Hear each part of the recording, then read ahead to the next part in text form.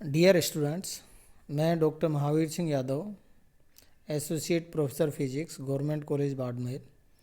आज आप लोगों को BSc part third physics paper second nuclear physics का टॉपिक एलिमेंट्री पार्टिकल्स के बारे में अपना व्याख्यान देने वाला हूँ। आज के व्याख्यान में मैं एलिमेंट्री पार्टिकल क्या होते हैं इनके बारे में बताने वाला हूँ, और इसके साथ ही साथ में ये जो एलिमेंट्री पार्टिकल्स हैं इनका क्लासिफिकेशन किस प्रकार से किया जाता है या मैंने किया है उसके बारे में मैं विस्तार से आप लोगों को जानकारी दूंगा। यदि कहीं कोई कठिनाई हो, प्रॉब्लम हो, तो मुझसे संपर्क करके और समस्या का समाधान कर सकते हैं। तो सबसे पहले मैं जो एलिमेंट्री पार्टिकल हैं उनको किस तरह से डिफाइन करते हैं इसको मैं लेता हूँ।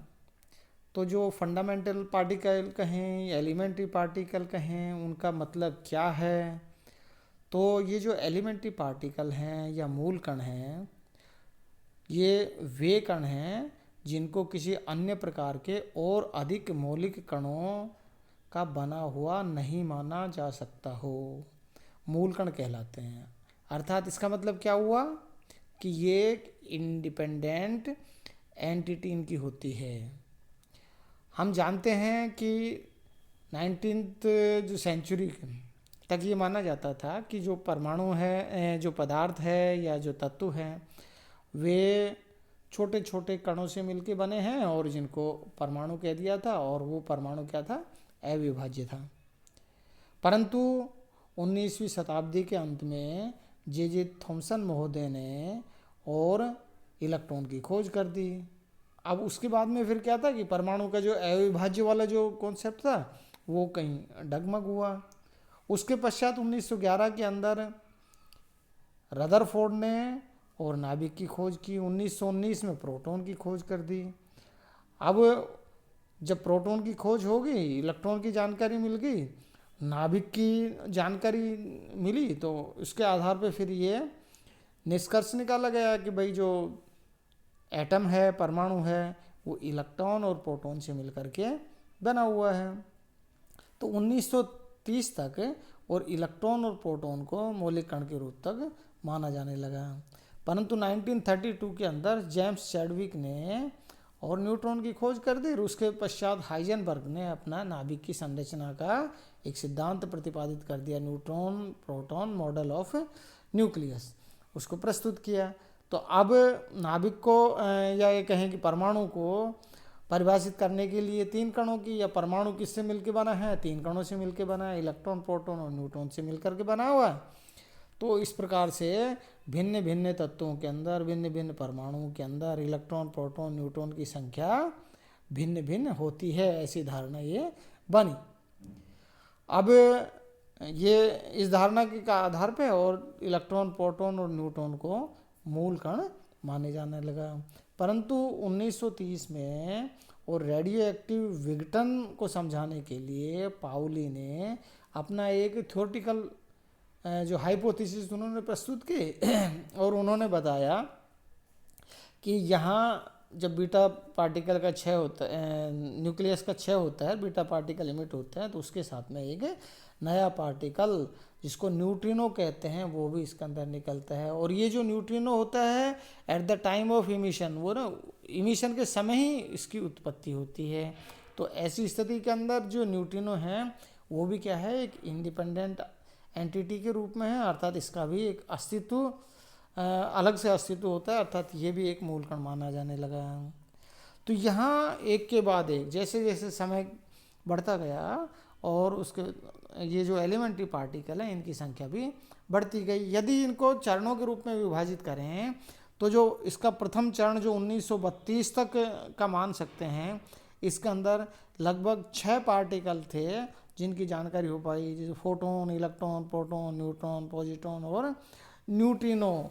तो ये ऐसे पार्टिकल थे जो प्रथम चरण के अंदर जिनकी, परंतु 1935 के अंदर नाभिकीय बलों को समझाने के लिए और यूकाओ ने अपना एक सिद्धांत प्रतिपादित किया, और इस सिद्धांत के अंदर उसने ये 200 से 300 इलेक्ट्रॉनिक मास के बराबर द्रव्यमान वाले कोई पार्टिकल की उन्होंने कल्पना की, और इन कणों की खोज के प्रयास में म्यून्स और पायोन्स की खोज हुई।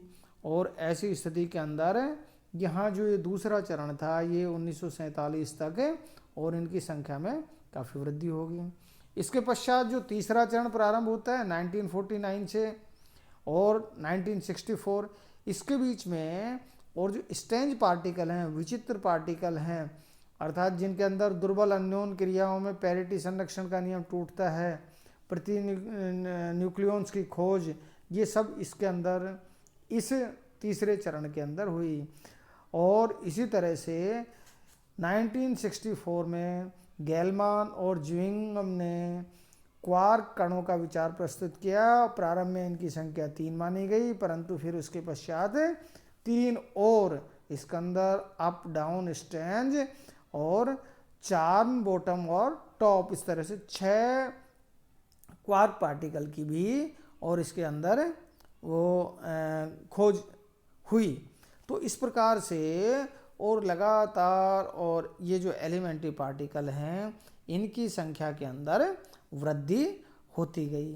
तो अब इनको गुणों का आधार पे किस तरह से स्टडी की जाए, तो उनका क्या क्लासिफिकेशन की आवश्यकता पड़ी। क्लासिफिकेशन करने के लिए फिर क्या कि किस तरह से इनका क्लासिफिकेशन किया जाए, तो मोटे तौर पे और क्लासिफिकेशन के तरीके क्या हैं कि जो कणों का जो स्पिन है, अर्थात तो उसका जो इंट्रिंसिक स्पिन होता है, उस इंट्रिंसिक स्पिन के आधार पर बोसोन तथा फर्मियोन के रूप में इनका क्लासिफिकेशन कर दिया गया। कणों की संभव अन्योन्य क्रियाओं के आधार पर, अर्थात gravitational interaction, electromagnetic interaction, weak interaction, strong interaction, इसके आधार के ऊपर इनका क्लासिफिकेशन संभव हो सकता है। और इसके साथ ही साथ में पार्टिकल और एंटी पार्टिकल, अर्थात कण और एंटी कण, प्रति कण के रूप में और जो पार्टिकल हैं इनका वर्गीकरण किया जा सकता है। तो इस तरह से इसका क्लासिफिकेशन पार्टिकल का, एलिमेंट्री पार्टिकल्स का हम लोग कर सकते हैं। तो मैं सबसे पहले कुछ छोटे छोटे जो डेफिनेशंस हैं या कुछ में इनका क्लासिफिकेशन है तो मैं उनको बताता हूँ, फिर उसके बाद में विस्तार से और उनका क्लासिफिकेशन प्रस्तुत करूँगा। तो पहला इसके अंदर मैं लेता हूँ फर्मियोन तथा बोसोन। तो ये फर्मियोन तथा बोसोन पार्टिकल क्या होते हैं, हम जानते हैं कि जो ये किसी भी एलिमेंट्री पार्टिकल के लिए, फंडामेंटल पार्टिकल के लिए इंट्रिंसिक एंगुलर मोमेंटम क्या है, उसकी एक गुण होता है। और इस गुण के आधार पे और जो पार्टिकल हैं उनको दो तरह से क्लासिफाई कर देते हैं, एक होता है फर्मियोन और दूसरा होता है बोसोन कह दिया जाता है। तो जिन कणों का स्पिन, अर्थात स्पिन क्वांटम संख्या एस अर्धपूर्णांकी होता है उन्हें फर्मियोन कह देते हैं, तथा जिन कणों का स्पिन क्वांटम संख्या एस पूर्णांकी या शून्य होता है उन्हें बोसोन कण कह दिया जाता है। अब उदाहरण के लिए, एग्जाम्पल के लिए, जैसे इलेक्ट्रॉन, प्रोटॉन, न्यूट्रॉन, तो ये प्रत्येक स्पिन की क्वांटम संख्या कितनी है, एस इनकी हाफ होती है, अतः ये कण फर्मियोन है। तथा फोटोन जिसके लिए एस का मान कितना होता है, 1 होता है, वो कैसा पार्टिकल है, बोसोन कण है। यहाँ ये जो बोसोन शब्द है ये भारतीय वैज्ञानिक सत्येंद्रनाथ बोस के सम्मान में रखा गया है। बोस तथा आइंस्टीन ने ऐसे कण जिनके लिए एस का मान 0, 1, 2 के द्वारा होता है के द्वारा पालना की जाने वाली जो सांख्यिकी होती है, स्टैटिक्स होती है, खोज की गई थी। तो इस सांख्यिकी को बोस आइंस्टीन सांख्यिकी के नाम से ही जाना जाता है। इसी तरह जो शब्द फर्मियोन है वो वैज्ञानिक फर्मी के सम्मान में रखा गया। फर्मी तथा डिराक ने ऐसे कण हैं जिनके लिए एस का मान हाफ है, 3/2 है, जिनके द्वारा पालना होने वाली जो स्टैटिक्स है उसकी खोज फर्मी और डिराक ने की थी। तो इस सांख्यिकी को फर्मी डिराक स्टैटिक्स के नाम से इसको जानते हैं। अब मैं आगे चलता हूँ तो इसके अंदर लेप्टॉन्स एंड हेड्रॉन्स, ये पार्टिकल क्या होते हैं, किस तरह से और वो करते हैं। तो इसके अंदर जैसे मैंने बताया था कि कुछ जो पार्टिकल होते हैं वो उनका जो वर्गीकरण है वो 4 फंडामेंटल जो फोर्सेज जो रहते हैं, इंटरेक्शंस होते हैं, उनके आधार पे कर सकते हैं। अर्थात प्रकृति के अंदर 4 प्रकार के जो फंडामेंटल इंटरेक्शन होते हैं उनमें कौन से, ग्रेविटेशनल होता है, इलेक्ट्रोमैग्नेटिक इंटरेक्शन होता है, वीक इंटरेक्शन होता है, परबल इंटरेक्शन होता है। क्योंकि पार्टिकल, एलिमेंट्री पार्टिकल इतने हल्के होते हैं, इतने कम द्रव्यमान के रहते हैं कि जो ग्रेविटेशनल इंटरेक्शन है वो उनके मध्य में बहुत प्रभावी नहीं होता है। तो यहाँ दूसरे इलेक्ट्रोमैग्नेटिक इंटरेक्शन और वीक इंटरेक्शन, स्ट्रॉन्ग इंटरेक्शन, इनके मध्य में ज़्यादा प्रभावी होते हैं। तो उनके आधार पे, इन बलों के आधार पे और इनका क्लासिफिकेशन किया जा सकता है। अर्थात प्रबल बल जो रहते हैं न्यूक्लियनों को बांधे रखता है और दुर्बल बल बीटा 6 और उसकी प्रकार के अन्य क्रियाओं में उपस्थित रहता है। तो बलों के आधार पर मूल कणों के वर्गीकरण के लिए हम ये ज्ञात करते हैं कि उन पर प्रबल बल लगते हैं या नहीं, और ऐसे कण जिन कणों पर प्रबल बल लगता है उन्हें हेड्रॉन कहा जाता है। ये मैंने इसके अंदर पहले इसके अंदर वो कर दिया है। जिन कणों पर प्रबल बल लगता है उन्हें हेड्रॉन कहते हैं।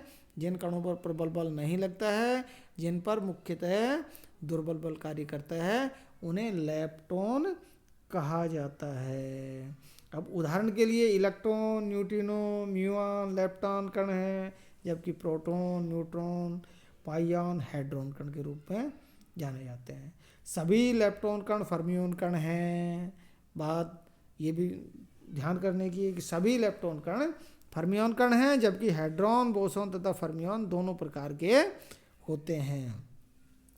अब नेक्स्ट इसके अंदर वे हेड्रॉन जो बोसॉन होते हैं उन्हें मेसॉन कहा जाता है, और वे हेड्रॉन जो फर्मियोन होते हैं उन्हें बैरियन कहा जाता है। इसको मैंने सेकंड इसके द्वारा ये बता दिया गया है।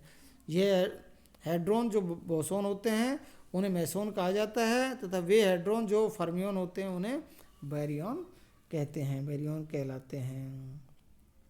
अब उदाहरण के लिए पायोन S=0 मेसान कण है, जबकि प्रोटॉन S=½ और न्यूट्रॉन S=½ बैरियन की श्रेणी में आते हैं।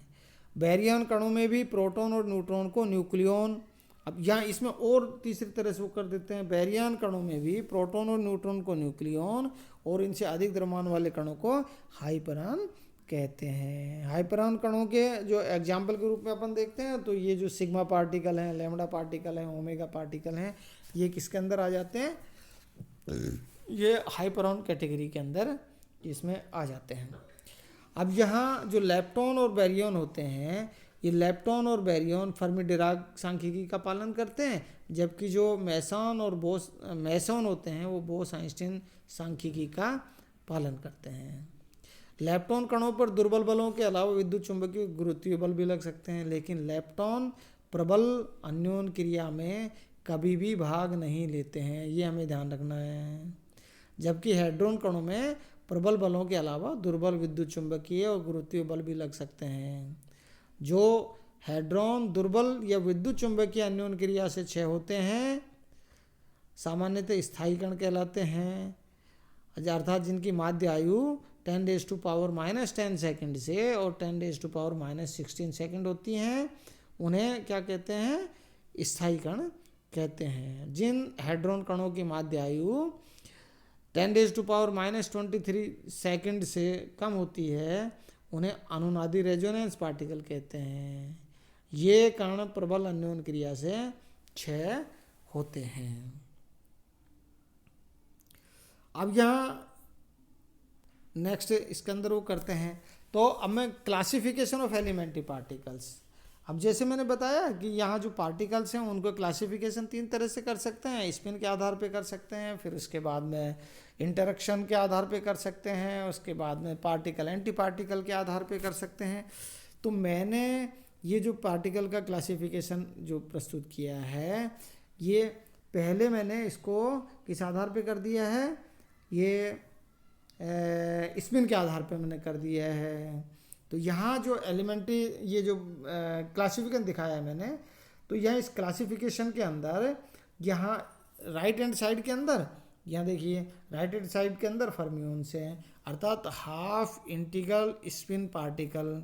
यहाँ लेफ्ट हैंड साइड के अंदर मैंने तो कौन से कर दिए, ये इंटीग्रल स्पिन पार्टिकल जिसको बोसोन नाम दे दिया है। यहाँ पहले मैं लेफ्ट हैंड साइड वाले जो बोसोन कैटेगरी के जो पार्टिकल हैं इनका क्लासिफिकेशन और कर देता हूँ। जो बोसोन है, बोसोन को दो तरह से क्लासीफाई कर दिया है, एक मासलेस बोसोन होते हैं और दूसरे क्या रहते हैं, मैसी बोसोन कह देते हैं। तो मासलेस बोसोन के अंदर क्या है, एक फोटोन होता है, एक ग्रेविटोन को वो कर लेते हैं। मासलेस बोसोन है जिनका स्पिन क्या रहता है, इंटीजर होता है। और दूसरा क्या है, ये इसके अंदर ये मेसोन्स हैं। अब ये जो मेसोन्स होते हैं, इन मेसोन्स को भी तीन तरह से इसका क्लासिफिकेशन किया जाता है। यहाँ ये जो मेसोन्स हैं इनके अंदर एक नीटा मेसोन होता है, एक पाई मेसोन होता है, एक के मेसोन होता है। यहाँ जो पाई मेसोन और के मेसोन है, ये के मेसोन क्या है, एक स्ट्रेंथ पार्टिकल के रूप में है। ये पाई मेसोन है, ये तीन प्रकार के, पाई प्लस, पाई नॉट और पाई माइनस, ये तीन प्रकार के ये पायोन्स इसके अंदर ये रहते हैं। इसी तरह जो कायोन्स हैं, के प्लस, के माइनस, के नोट और के नोट बार, इसका एंटी पार्टिकल। तो ये क्या है कि ये इधर बोसोन का क्लासिफिकेशन है। इधर अब मैं इधर आता हूँ राइट हैंड साइड के। तो राइट हैंड साइड के अंदर जो फर्मियोन है, उस फर्मियोन को दो तरह से क्लासिफाई कर दिया गया है। जैसे पहले मैंने बताया, एक होता है लेप्टोन होता है और दूसरा क्या होता है, बैरियन होता है। लेप्टोन क्या रहते हैं, इलेक्ट्रॉन और उसके लगभग बराबर द्रव्यमान के जो पार्टिकल हैं वो इस कैटेगरी के अंदर आ जाते हैं। ये वीक इंटरेक्शन के अंदर पार्टिसिपेट करते हैं, स्ट्रॉन्ग इंटरेक्शन के अंदर पार्टिसिपेट नहीं करते हैं ये। जबकि बैरियन क्या है, स्ट्रॉन्ग इंटरेक्शन के अंदर पार्टिसिपेट करते हैं। अर्थात जो लेप्टोन होते हैं, लेप्टोन के अंदर ये तीन फैमिली रहती हैं, एक इलेक्ट्रॉन फैमिली है, एक म्यून फैमिली होती है, दो फैमिली है। परंतु इसके साथ ही साथ में इनके पार्टिकल इलेक्ट्रॉन और फिर पॉजिट्रॉन होता है। इसी तरह से म्यू मेसोन और म्यू माइनस और म्यू प्लस होते हैं। इनके साथ में एक न्यूट्रिनो और होती है। तो ये न्यूट्रिनो भी अलग अलग दोनों फैमिली के साथ में न्यूट्रिनो होती है, जिनके लिए न्यूट्रिनो, इलेक्ट्रॉन न्यूट्रिनो और म्यून न्यूट्रिनो और एंटी न्यूट्रिनो भी इसके अंदर होती हैं। तो यहाँ इस तरह से ये कुल मिलाकर के, और जो लेप्टोन है, लेप्टोन को इस तरह से दो फैमिली के रूप में और पार्टिकल एंटी पार्टिकल के रूप में यहाँ इसको ये लिख दिया जाता है। बैरियन का जब क्लासिफिकेशन करते हैं तो बैरियन के क्लासिफिकेशन के अंदर जिनका द्रव्यमान प्रोटॉन और न्यूट्रॉन से अधिक होता है, ऐसे जो बैरियंस होते हैं उनको हाइपरॉन नाम दे दिया जाता है। और इनका द्रव्यमान प्रोटॉन के द्रव्यमान से अधिक होता है। जबकि जो जिनका प्रोटॉन और न्यूट्रॉन होता है, प्रोटॉन और न्यूट्रॉन और उनके एंटी पार्टिकल्स होते हैं, उनको न्यूक्लियन नाम दिया जाता है। जिनको यहाँ पे प्रोटॉन, एंटी प्रोटॉन और न्यूट्रॉन और एंटी न्यूट्रॉन के द्वारा यहाँ इसके अंदर मैंने क्लासिफाई कर दिया है। यहाँ जो हाइपरॉन है, हाइपरॉन के अंदर जो पार्टिकल होते हैं उसमें एक लैम्डा पार्टिकल होता है, सिग्मा पार्टिकल होता है, कैस्केड हाइपरॉन होता है और एक ओमेगा पार्टिकल होता है। ओमेगा पार्टिकल एक ही प्रकार का ओमेगा माइनस पार्टिकल अभी तक प्रकृति में प्राप्त हुआ है। जबकि यहाँ जो कैस्केड हाइपरॉन्स हैं उनमें कैस्केड न्यूट्रल और कैस्केड माइनस दो प्रकार के पार्टिकल हैं। जो सिग्मा पार्टिकल हैं वो तीन प्रकार के होते हैं, सिग्मा प्लस, सिग्मा नोट और सिग्मा माइनस पार्टिकल। जबकि लैम्डा हाइपरॉन है, वो लैम्डा हाइपरॉन एक ही प्रकार का, अर्थात लैम्डा नोट प्रकार का ये जो पार्टिकल है वो ये होता है। तो इस तरह से स्पिन के आधार पे मोटे मोटे तौर से उनका क्लासिफिकेशन करके और फिर उनका अन्योन क्रिया के आधार पे भी उनका क्लासिफिकेशन किया है। और इस तरह से यहाँ जो मूल जो कण है उनका जो वर्गीकरण है मैंने इसके अंदर प्रस्तुत किया है। नेक्स्ट अपने व्याख्यान के अंदर मैं इन सभी कणों को और गुणों की जो विस्तृत रूप से जो व्याख्या है वो करने वाले हैं। तो अगला जो व्याख्यान है उसको भी निश्चित रूप से आप सुने और उसको ध्यान में रखें। आज के लिए इतना ही। बहुत बहुत धन्यवाद।